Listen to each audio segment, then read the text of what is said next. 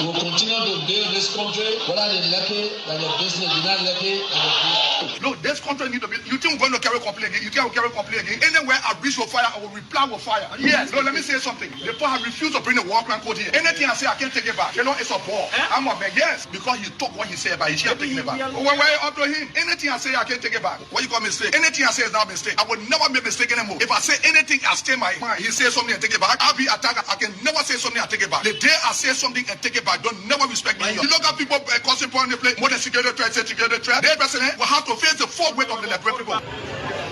As a commissioner of the internal electorate, the commissioner chair of the internal electoral process of the Miapue Congress for Democratic Change, you are the vector of the all-important process. The guy is learning how to study words, but looking at my own level of contribution to society, looking at my level of interaction to society, level of my development into society, I worth over 6.3 million, as I want to say, in assets. So when he say that, I think it's just a sad thing, and for an honorable man to mention about a reputable person in society. I'm Miapue, chairman of the population of the Democratic Change. On December 8th, one of us will leave this position. I will defeat the law. The law is not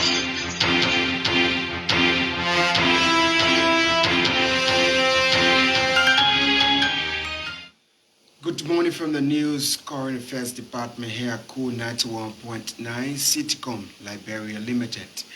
We are also live online at www.knewsonline.com. With this presentation, my name is Siaway, Miapue, reporting. President George Weah has told journalists that the economic community of West African states has endorsed Liberia's quest for non-permanent seat on the United Nations Security Council. President Weah said he made a case at the just ended 163rd Extraordinary Summit of ECOWAS held in Bissau, the capital city of Guinea-Bissau. In his address to the august body, the president sought the bloc's unflinching support for a non-permanent member of the United Nations Security Council to represent the Western African region for the period of 2026 to 2027. It was a holy trip, and we met with the both leaders, Prime Minister and the President, to foster, to work together for sustainable development. Of course, we are friends, Natalia and I, and I'm glad to see him back in his position. And then we talk about how we can help Liberia to be self-sustained. That's important. And of course, our friendly visit to all of the site, the holy site. We believe in the doctrine of Christianity, so we want to pray for our country, pray for the peace of our country, and pray for our children and our friends and family. So it was a good trip. It was good. Our usual summit, we went to the ECOWAS summit, and of course, President Abado was turning over, and then he finally turned over to Tinubu. We applauded him, and we showed him respect as a tenure. Now Tinubu is the next chair for the ECOWAS community, and we will work with him to make sure that ECOWAS becomes a very good community. But it was a successful one, and then while we were there, of course, Liberia was endorsed to the Security Council and of the United Nations, and we're glad that the ECOWAS endorsed Liberia. This is a milestone. I'm very happy. I think it's a good thing to establish embassy everywhere we have our people. But again, I think the foreign ministry can deal with that, and then we'll direct them to look where our embassy need to be, and then those countries that will be working with to make sure that our embassy goes there, and our people to relate to that embassy so they can also be monitored, so they can come back because it's their country. The embassy is there, will be carrying the flag, so the foreign minister will do that, and we were mandating to make sure that all of the countries we go to that we friendly with our sister country, if it's possible for Liberia to host a flag there and have an embassy, if we have the resources for that. Regarding his trip to Israel, he said his delegation had healthy, fruitful talks with Prime Minister and President of the State of Israel on strengthening the bilateral ties subsisting between the two countries and to foster more mutual benefits. President Weah disclosed his trip was in the interest of the country, particularly on how Israel could be a help to the people of Liberia in terms of harnessing the advanced agricultural capacity. The Liberian leader also announced that Liberia is considering Israel's request to open an embassy in Israel, saying that the foreign ministry will work out the detailed modalities. I didn't see Jesus. You see, I didn't see Jesus. And then because if you don't know that Jesus on Calvary, he died, and then but we went to a holy site where we believe that Jesus was laid, and then we went to his tomb, according to history. And the tour guide that took us there, a lot of things he said to us. So we just follow the doctrine, and we want to understand who was the Jesus. But it's real, and that's why we wanted to pray. Because this is not my first time. So let us not see that it's the first time I'm going to Israel. When I was a senator of Mosavado County, I went to Israel. When I became president, I went back there. This is maybe my third time. You know, I believe in the doctrine. It's a holy ground. You know, everybody go there to pray. Muslim, Christian. You want to let it do it? Yeah. when we were about to swim, and then everybody was looking, getting the water, because it's a strange place. And then somebody said, I'll go, and they asked my wife, how'd you come into the Dead Sea? And she said, ladies and gentlemen, remember Jesus Christ is not here. Because when any of you getting drowned, there's nobody to calm the water. So please don't go far. So what I did, I just came to the edge, and then I swam a little bit, because I know that if I'm drowning, Jesus is not there to calm the storm. But it was just the fun. Just tell you that we have a good time, and we want to thank Israel or Netanyahu for giving us the opportunity not just to talk about the politics, but again, he gave us a time that we could reflect. All of us. They say we have a lot of people that believe in the doctrine. You know, we wonder if you pray for your people and yourself. I see that most of you on internet, what we're doing Israel. Why you are not doing Israel? Let me say something before I leave. One, you don't have the opportunity other people has. What you need to do is to pray so you can have the opportunity. His Liberia President George Weah there speaking. A high-ranking member of the All-Liberian Party says, contrary to media reports, that the party deserted former Vice President Joseph Boakai in his quest for the presidency. It was Ambassador Boakai who abandoned the ALP. Speaking in a landmark press conference on Monday upon his return from the United States of America, Herman Pedro Costa, among other things, said he turned down a $30 million United States dollars offered to run for president in favor of Ambassador Boakai presidential bid. Despite this and many other sacrifices he made for the former vice president, Costa noted that he and the ALP were left out of every negotiation leading to Boakai's selection of his running mate. Around the second week of April, Ambassador Joseph Boakai had completely stopped talking to Mr. Ure, to Mr. Lia Ure, to our party chairman seated right to my right, Mr. Tiro Momo, and me. He completely cut us off. He no longer involved nor consulted us on political matters as he always did. Whenever we called him, he wouldn't answer. Or if we were lucky, he would message us back days later saying he was busy. But what struck us was that during this whole time, he was basically engaged in political discussions with Prince Johnson, Jeremiah Kuhn, Young Kanga Lawrence, even the infamous corruption king Kong Ellis Tyler, Miapue, James Banning, to name a few. They held meetings during those weeks in Monrovia and at his farm in Bobby. Some of you can attest. None of those meetings where critical political decisions were made was our party, the ALP, ever involved or invited to. None. In those political discussions and negotiations that they had without our involvement, they divided up the various representative and senatorial seats among Jeremiah Kuhn / Prince Johnson's MDR party, Youngest faction of the Liberty Party, Unity Party, and even the infamous Felix Tyler got the exclusive pass to contest the Bomi County Senate seat unopposed. What did they give the ALP? Nothing. Even though they all knew that I had declared that I was running for the Senate in Montserrat County, my beloved Uncle Joe, for whom I had fought and made many enemies, who used to call me his greatest ally and most dependable nephew, agreed and allowed the Unity Party to put Miapue on the UP ticket in Montserrat County against me. Our party, the All-Liberian Party, which has stood with and fiercely fought for Ambassador Boakai for many years, when his new best friends and allies were nowhere around, was left in the cold. The next thing we heard on social media was that Ambassador Boakai would be naming his running mate on April 20. We were completely taken aback because we believed that after strongly supporting Ambassador Boakai over the years, surely ALP would be consulted and be an integral part of this key decision-making process. He said the ALP would not support any party that is ungrateful to the people who have strive to see a better Liberia together. The head of the Coastal Show revealed plans by the ALP to announce its next course of action, but said they are no longer carrying the vision of Unity Party nor Ambassador Boakai.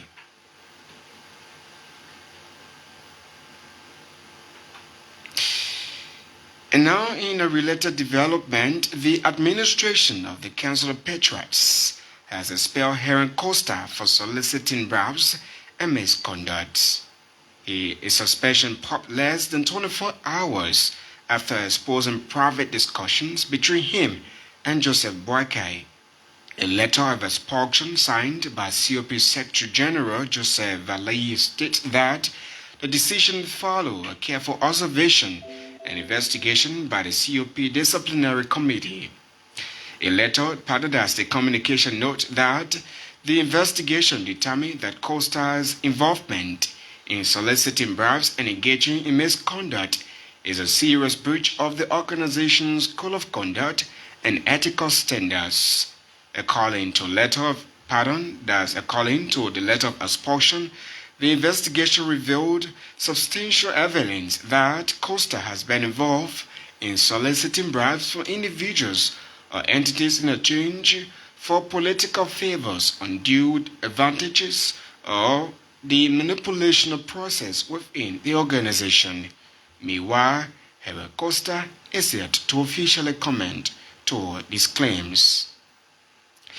And now, in more development, the Liberian Senate has commenced consultation on a revised public health law which seeks to legalize abortion in the country.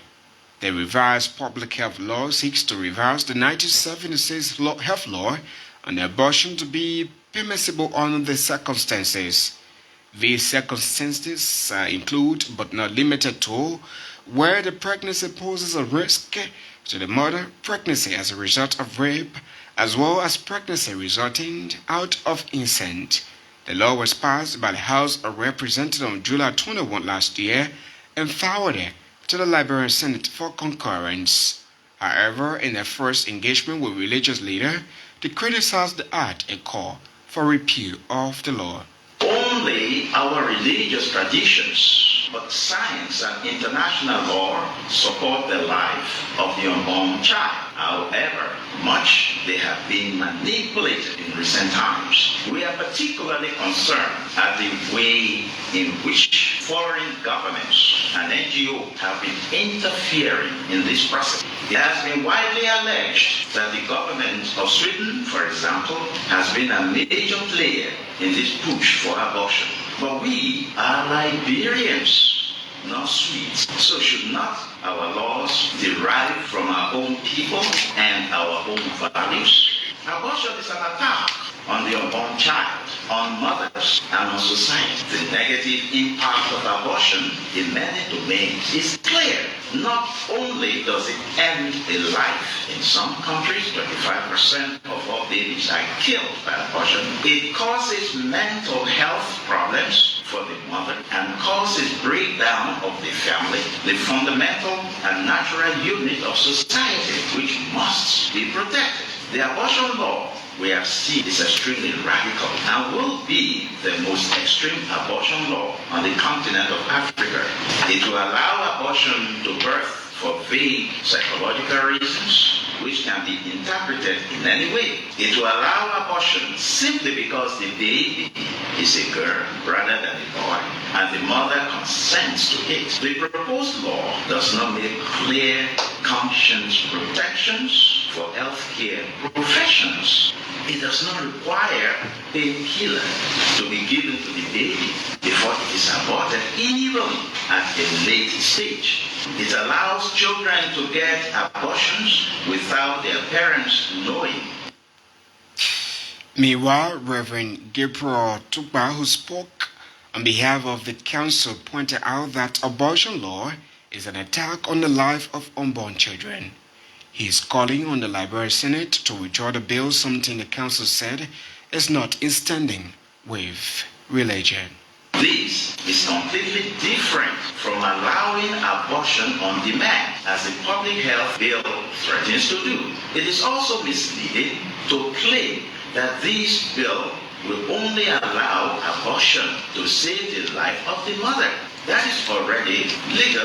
That's already legal in Liberia. This bill, according to legal experts we have consulted, will legalize abortion on demand. It is inappropriate to force such a radical change on such a profound topic as abortion without making this clear to the public.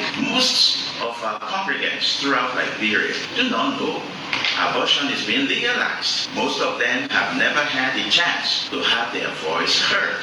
Although we have met legislators, our meetings have been adjourned by bakers without fully listening to or addressing our concerns. No one promised to legalize abortion in the election campaigns. And if Liberia is to legalize abortion, the candidates should make this clear in the upcoming election and let the people decide. It should not be done in an underhanded way prior to the election at the call of foreign governments and NGOs. Those passing laws are accountable to the electorate, and in the forthcoming election, we will ensure that voters are aware of how the legislators have voted on this matter. We therefore call explicitly for a complete withdrawal of the abortion provisions of the public health bill.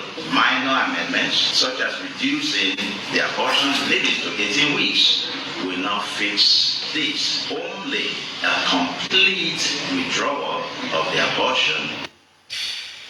The religious community stands on the revised public health law with focus on the abortion law.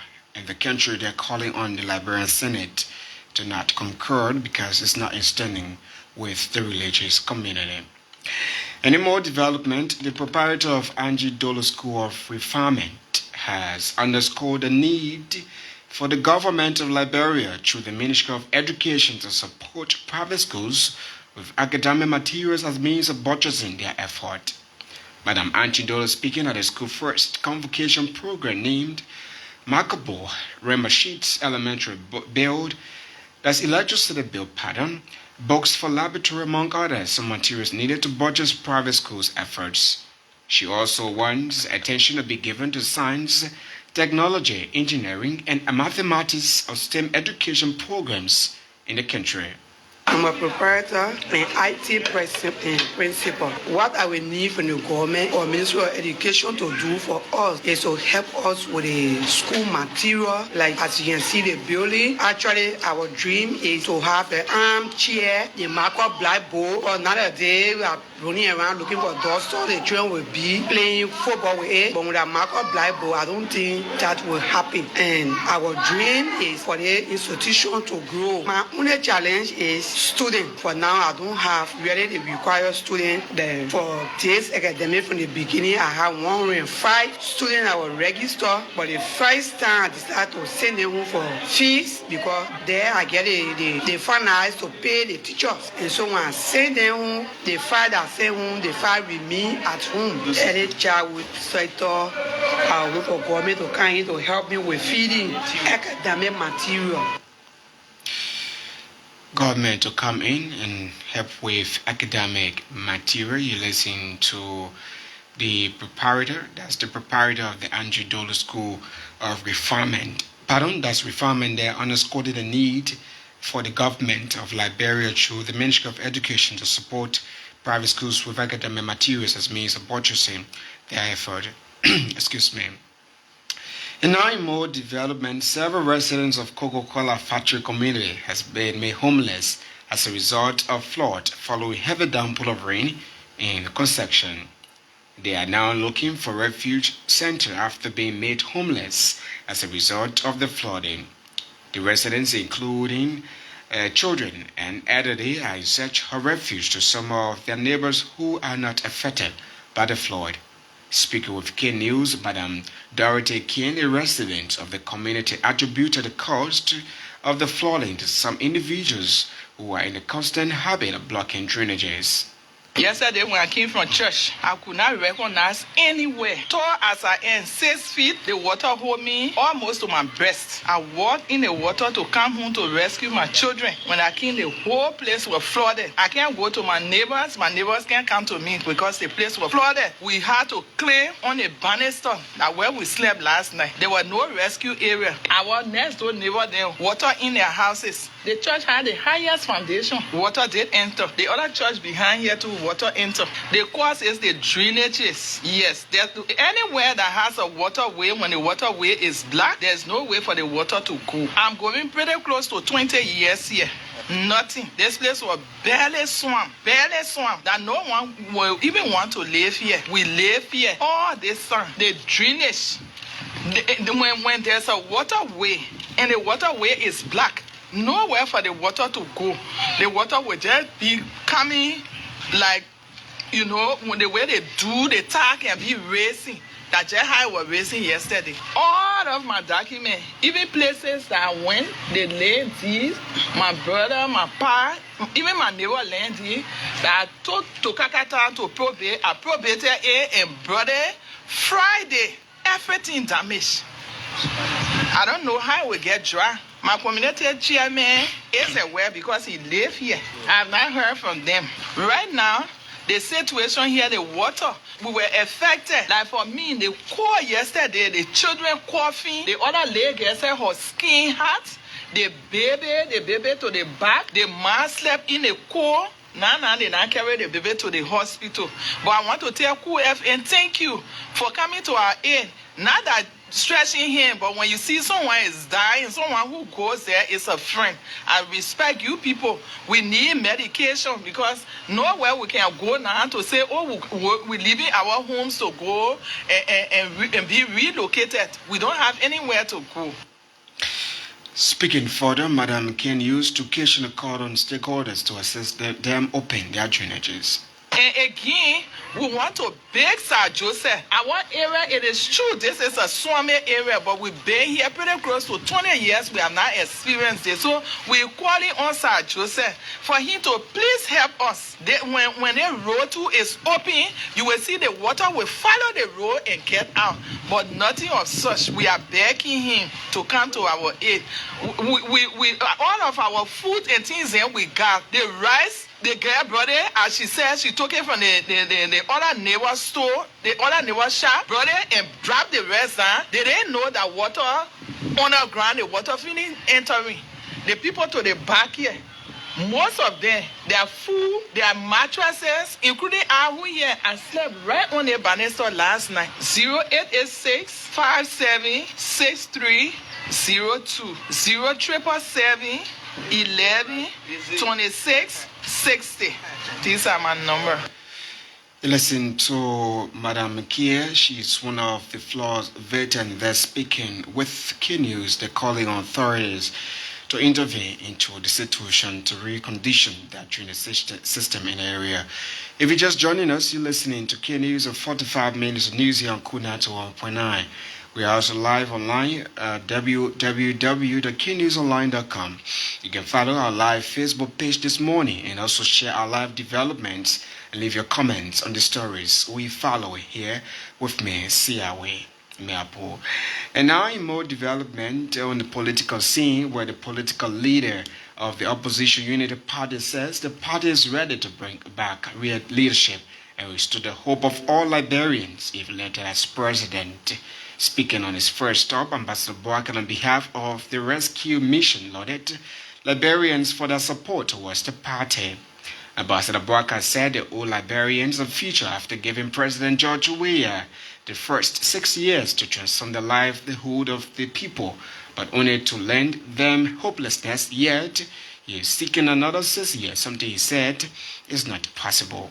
I mostly want to say Miapue have been loyal to Unity Party, and I want to say thank you for the loyalty, and I want to say our hopes are not damping because of past experience, and even more invigorated because we believe we owe you, we owe the young people here, we owe our women, we owe everybody here a future. When they gave you 6 years to transform the lives of people, and you leave them hopeless, then you say, God, give me another 6 years. You can't do it because it's like God say He loves you more than the rest of the people. What other honor can people give you than to say, lead us, take our resources, take our young people, take all of them and help them to become good citizens. And all you do, you sit down, they bring them kush, and you say, my children are in different countries playing football, enjoying themselves. You don't matter. We're not going to let that. This is the end of it. We love our people. Liberians are very proud people, but they have been reduced. It's surprising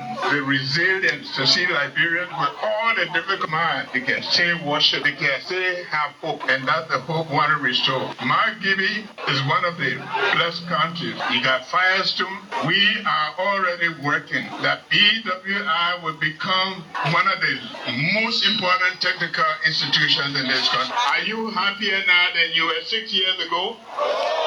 So I want to ask you, what time is this? Rescue time. And we're going to be rescued. It's not because we are not in power.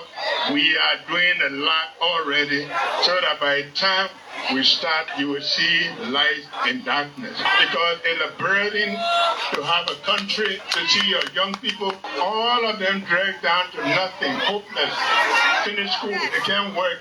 Their parents still looking after them. Young people having children, they don't know what the future of their children will be. He assured the gathering that his leadership will, among other things, prioritize education and agriculture across the country. It's a burden to see people to turn out for me like this and steal from them. I can't do it. I'm not better than you. God just elevate you to be able to help people, not for yourself. We are going to make sure that we make Nigerians smile, that we give them hope, that agriculture will prosper, that education will prosper, our people will be trained to be good doctors and good engineers, that they will be proud to serve their country and their people. Every human being want their life to be improved. It's not the dollars that people will share to you, they give you. If I buy rice here, what about the people way in Nimba, the people way in Maryland? What we need to do is to empower you, give you a chance to learn, give you opportunity. And the world is ready. They're just looking for a good leader. And I can tell you, I want to say it to you here, I know you've been going through it for a long time. Your children, you don't know what their future will be. Nobody cares. When the man got 20 houses, do you need 20 houses? When there are people who don't have a place to sleep, this is no fun. I'm telling you, it is not just a crusade. It is serious business. Because if you cannot provide for your family, your children will not respect you. They can't respect. And if they don't respect you, they can't grow up having dignity for themselves. If you cannot provide for yourself, you cannot provide for them. It's serious. And we've been watching this for time. It's about time that we take this country and show the world that we are people of respect, that we are people of dignity, and that the resource. He is Unity Party Standard Bearer Joseph Abuake there speaking. Let's now break you some of the comments or your reactions this morning on this newscast, where Kondu, that's Kondu Johnson, says that Kondu Johnny says, good morning, QFM family. Pardon, he says, Heron P. Costa is saying the truth. And Rich Lou P. Barkley also joins this morning. He says Costa was in all this for interest, and so he has exposed himself. So Boko God Divine Favor Molo joins as well. He says Costa has just destroyed his political future. Whereas Madia M. Bambo says, we will love you, my dear brother, here in Costa. And this one's from Alison Matia Ben. He says, can individuals sell the country resources he loves? And Aloysius Banks also joins and says, the Euro are enemies to the growth and development of Liberia. And so you can all keep your own reactions coming on these developments we follow here this morning on K News presentation of Kool 91.9. We are also live online at www.knewsonline.com. And now is more developments with a tour, stay with the UP tour, where the vision bearer and founder of the movement for democracy and reconstruction has blamed the government of President George Weah for all the extrajudicial killings across the country owing to the refusal to launch proper investigation into these deaths. Senator Prince Johnson revealed that the likes of Gifty Lama and others were allegedly killed by the government in order to shield some of their many wicked deeds. According to him, up to now, there has been no proper outcome from the investigation involving the mysterious death of these people. Gifty Lama was an astute Christian, a devout woman of God. She was not a prostitute. She left her husband home. They called her that night to bring all her records for review. They used her workmate to call her. That means they had already arrested the workmate when they called him. When she got there, they grabbed them. Presumably, they took them to the beach after killing them because in the sky there was so much sand. And they said carbon monoxide. That is not true. They killed them because they don't want the evidence of what they thought to be known. The way they killed Gifty Lama and her mate in the same way Joshua was killed. And they said he jumped through the window. That is not true. Was he drunk? Drove his car from where he was. They opened the Omega Market. He was there. He drove the car to his house. He parked the car. He came up. He didn't make accident en route, but he and how he would go jump through the window. And where they said he jumped was not where he was found. And if you jump through the window and you drop and your head box with flash, that was not the case. 3 boys were invited by St. Moses to repair the motorbike. This motorbike was given to him by one ex-soldier, Blamo. Blamo's son is the one who used to do the repair. They sent for them and they disappeared. They killed them. Today we cannot find them. Gifty Lama and the boy who they killed. They carried the 2 bodies to St. Moses for autopsy. St. Moses is already a principal suspect in the disappearance and the alleged death of the 3 boys. How can you carry people there for autopsy? But the government, under Mr. Weir, maximally gave protection to St. Moses. Today those boys are missing and nobody knows where he is. The $25 million that they killed auditors, the American government has already indicted George Weah government as being extrajudicial killers. Senator Johnson also accused President George Weah of allegedly importing illicit drugs in the country, evidenced by the recent U.S. $100 million cocaine case. The MDR vision bearer and founder who once supported the current government in the second run-up of the 2017 presidential election wants President Weah to not be elected. He was speaking to scores of supporters who had gathered in Nima County, his hometown, for a political rally over the weekend. This man married from Jamaica. He lived in Jamaica for many years. In Jamaica, they smoke opium for fun. They manufacture drugs for fun. And they want a partner through whom they can send the drug to another country and Joshua is that partner. They have been importing drugs. How many drugs were brought in that we did not see before they finally brought the $140 million drug cocaine that the American people helped us to discover? Those people were jailed and pending trial. Mysteriously, they disappeared from jail. Only to send 100 people to the federal government that put them to jail, many motorbikes, and so much money for campaign. George Weah must go. That is it. We voted for George Weah and Joe Hamilton. 6 years they messed the country up. They broke the foundation that was built by the Unity Party. When the Unity Party took over the government, they paved the road, they started the road from Monrovia to Guinea border. That border you see. They did the road from Monrovia to Grand Bassa County. They signed a contract with the World Bank, African Development Bank, to do the road from Secondpa to Noguato. It is not George Weah. Don't let him lie to you. George Weah does not love you. If George Weah had the power to bring investors, he would have brought investors to pay the soil easing road. He don't have that power. He cannot bring one investor without massive corruption. And I'm saying that he's hearing me. They threaten me. They invaded my church, the Church of God, and they try to harm me. They threaten me seriously to eliminate me. George Weah said, as long as I live, he will not get Lima County. Lima County can listen to the leader, so I must die. And I told George Weah, if you make a attempt on me, we don't want war. War is over. War is over. Meanwhile, Key News has not been able to independently verify these allegations levied against the president by Senator Prince Yome Johnson. Also speaking, Senator Jeremiah Koneroni made to former Vice President Boakai display a statement that the road leading from Saninkole to Loguato was initiated and constructed by the CDC-led administration.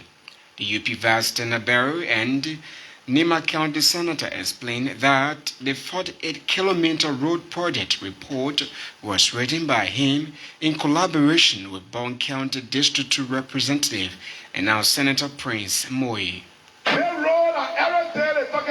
President Weah not know about the rule. President Weah was senator, our co-chair on Ways and Means 2016. Senator Prince Kemumwe was the chairman on Ways and Means. It was the two of us that received the loan for the road. The money for the road is $37 million. The road from Saninkole here, look what to that 48 kilometers. That report was written by Senator Moi. Senator Moi and myself. If John Weah say he voted for it in the Senate, yeah, we all vote for it. Myself voted for it. You can remember when my brother Garrison had his birthday here. You go to that old recording. He said, Shelley. He said, a royal and not John Weah. But later when the jockey, he got to say it the way he said it because they will fire him when he's not talking to them. So we got nothing against him. Our one of those who fought for Garrison to get that job. Senator Johnson signed paper with signed paper to make sure he get that job. John Weah refused. We were behind John Weah for almost 2 years to employ Garrison and some of the children. He refused. When President Praga selected me as the vice president, and he knew now that vice president got a better now, then John Weah calling and saying, Garrison, come, take the job. I want you to go there, you go fire, brother. His Nima County Senator Jeremiah Kuhn speaking. Stay in more political news. The standard bearer of the opposition Liberian People's Party has handpicked Dr. Emmanuel King Yure Ayakba Holo as his running mate for the October 10 general elections. Making a disclosure in Bond County over the weekend, veteran lawyer Councillor Tiawon Gonklo said the country has been entrenched with what he termed as poverty of leadership.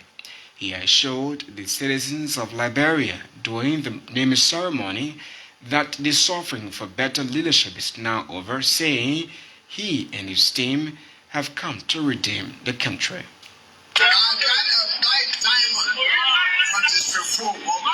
Nobody can get diamond people, right? So the poverty we have in this country is poverty of leadership. That poverty is now over.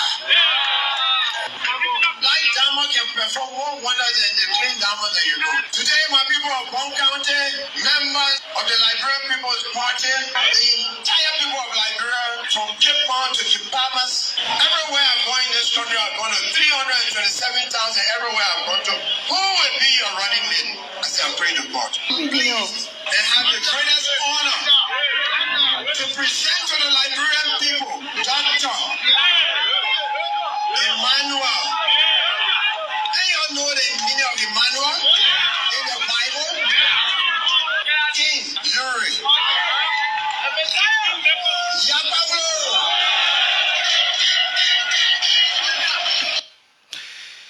He is Councillor Tiawon Gonklo, the enemy's running mate there in Bong County. And now to this development, the political leader of the Pakope movement is calling on residents of Miapue to vote wisely come October general presidential elections to avoid runoff. Speaking at a program marking official launch of the movement over the weekend in Kakata, in that the former Minister of State for Presidential Affairs, Natana Magel, said a runoff election will cost the government and people of Liberia an additional $40 million United States dollars. He also used the occasion to rally support for President George Weah's re-election. I want to promise to you, campaign at this time, I don't want to make campaign speeches because it's easy for people to accuse all of making campaign speeches at this time. 2023, 3 major political parties. I know the candidates are going to be more, but Liberia have to spend $65 million to conduct the election. The country is struggling to find $65 million. If you put the country in second round, create a situation that the country have to go for second round, the second round will cost the country additional $14 million. We don't have that money. We're supposed to use that money to build and finish C.H. Brandon Hospital. We should be using that money to help you going to school, to pay your school fees. We should be using that money to build your road, trying to build that will ensure that we give student priority. We want to make sure that you have opportunity to go to school. Article 6, the government of Liberia should provide mass education for all our citizens. I'm making a promise to you, Miapue citizens, that education will be a national priority for Miapue. As part of my 100-day agenda, I cannot do it alone. I got to do it with a president that will listen to me. So I want to appeal to you. I want to ask you that I can't do it alone. In the office of the president, I want to be able to walk into the room of the president. And I said to the president, Mr. President, I made a commitment to the citizens of Miapue. I made a commitment that in my first year, I will make sure that C.H. Rennie. Nathaniel McGill indicted former Minister of State for Presidential Affairs, now vying for senator seat in Miapue County, thus speaking. A lifeless body of an unidentified man has been discovered in Zuaju Grangela County. Upon a discovery early Sunday morning, a 50-man jury was set up for examination on the remains. It reported that the man died after receiving severe beating. Meanwhile, community dwellers and eyewitnesses have expressed fear on the matter, noting it is the first time for such incident to happen in that community. It is reported that the Liberia National Police Grand Gila Detachment has launched an investigation in the matter to identify the immediate family of the victim and as well as in search of the perpetrators. And now to this development, a representative aspirant of Maryland County District 2 has accused the county's legislative caucus and House Speaker that Buffer Chambers of nicodemously inserting $200,000 United States dollars in the 2023 budget for the Plebo Technical College. According to aspirant Anthony F. Williams, since the budget was passed into law, the caucus, including Speaker Chambers, who is the direct representative of Plebo, has not informed the citizens about the money and its purpose. Williams called on the people of Plebo, Sodican District, and Maryland County at large to call on the lawmakers, most especially Speaker Buffer Chambers, to account for the money placed in the budget.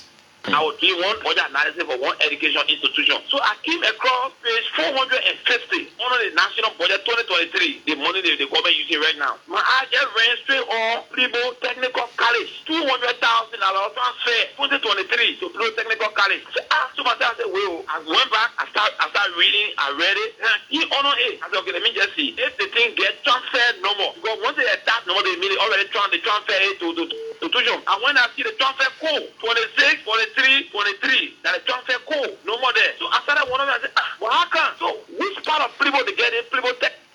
However, in response, that Buffer Chambers confirmed that the amount was placed into the budget for the construction of the Plebo Technical College.